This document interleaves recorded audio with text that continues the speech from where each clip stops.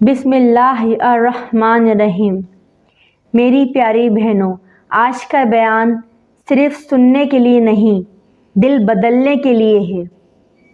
ہم ایک ایسے دور میں زندہ ہیں جہاں گناہ آسان، نیکی مشکل اور ایمان کا تحفظ ایک جنگ بن چکا ہے۔ لیکن یاد رکھیے، اسلام کمزور نہیں ہوا، ایمان والے سو گئے ہیں۔ جب یہ امت جاگ جائے گی تو دنیا پھر دیکھے گی کہ اسلام کی طاقت کیا ہے۔ اس بیان کو آخر تک ضرور سننا، کیونکہ آخر میں ایک ایسی جذباتی دعا ہے جو شاید آپ لوگوں کی زندگی بدل دے۔ اگر آپ واقعی چاہتے ہیں کہ اللہ آپ سب کو نبی کریم صلی اللہ علیہ وآلہ وسلم کے قریب کر دے تو ابھی اسی وقت ایک نیت کر لیں۔ دل سے کہیں، یا اللہ، میں اپنے ایمان کو زندہ کرنا چاہتا ہوں۔ لائک کر دیں، چینل کو سبسکرائب کر لیں، بیل آئیکن دبا دیں تاکہ ایمان جگانے والے پیغام آپ تک پہنچتے رہیں۔ الحمدللہ رب العالمین، الصلاۃ والسلام علی سید الانبیاء والمرسلین۔ میری پیاری بہنوں، آج ہم ایک ایسے دور میں جی رہے ہیں جہاں ایمان کے دشمن، فتنوں کے طوفان اور نفس کی جنگیں ہر طرف چھائی ہوئی ہیں۔ لیکن یاد رکھیے، اسلام کمزور نہیں ہوا، بلکہ ہم کمزور ہوئے ہیں۔ یہ بیان خاص طور پر ان نوجوانوں کے لیے ہے جو سوشل میڈیا، خواہشات اور دنیا کے دھوکے میں الجھ گئے ہیں۔ آج ہم دیکھیں گے کہ اسلام کی طاقت کیا ہے اور ایمان کیسے دلوں کو زندہ کر دیتا ہے۔ نوجوانوں کا زوال اور اس کی وجوہات۔ آج کا نوجوان گمراہ نہیں، بے سمت ہے۔ وہ روشنی چاہتا ہے مگر غلط جگہ تلاش کر رہا ہے۔ نبی کریم صلی اللہ علیہ وآلہ وسلم نے فرمایا، 7 قسم کے لوگ قیامت کے دن عرش کے سائے میں ہوں گے۔ ان میں ایک نوجوان وہ ہوگا جو اللہ کی عبادت میں پلا بڑھا ہے۔ اللہ کو نوجوانوں کی عبادت سب سے زیادہ محبوب ہے، کیونکہ جوانی میں نفس کو قابو کرنا سب سے بڑی بہادری ہے۔ اسلام کی اصل طاقت کیا ہے؟ اسلام کسی قوم کا نہیں، انسانیت کا دین ہے۔ اسلام کی طاقت تلوار میں نہیں، اخلاق میں ہے۔ نبی کریم صلی اللہ علیہ وآلہ وسلم نے صرف 40 سال کی عمر میں دنیا بدل دی۔ کیسے؟ محبت سے، درگزر سے، صداقت سے۔ قرآن کہتا ہے، یعنی اللہ کے نزدیک دین صرف اسلام ہے۔ یہ وہ دین ہے جو ظلم کے مقابلے میں صبر سکھاتا ہے اور مایوسی کے مقابلے میں امید۔ فتنوں کے دور میں ایمان بچانے کا راستہ۔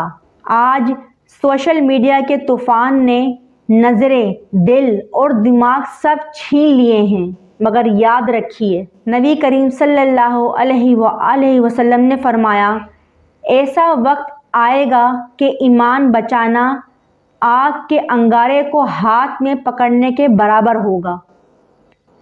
تو ایمان والے ہاتھ جلا لیں مگر ایمان نہ چھوڑیں۔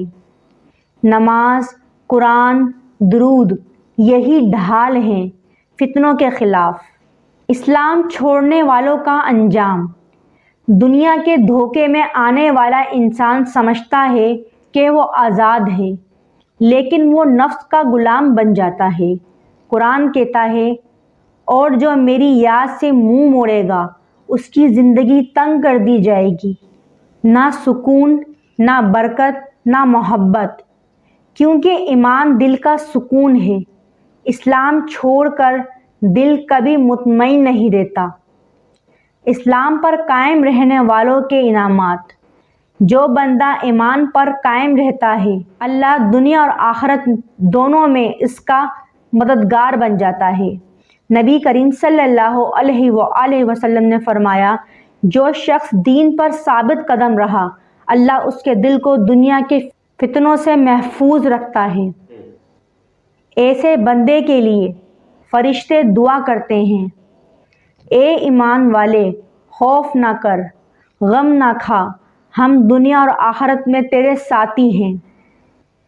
ایمان کو مضبوط بنانے کے 5 وظائف: روزانہ فجر کے بعد 3 بار سورۃ الاخلاص پڑھیں، دل میں ایمان کی تازگی پیدا ہوگی۔ 100 مرتبہ درود شریف صبح و شام، نبی کریم صلی اللہ علیہ وآلہ وسلم کی قربت اور دل کا نور۔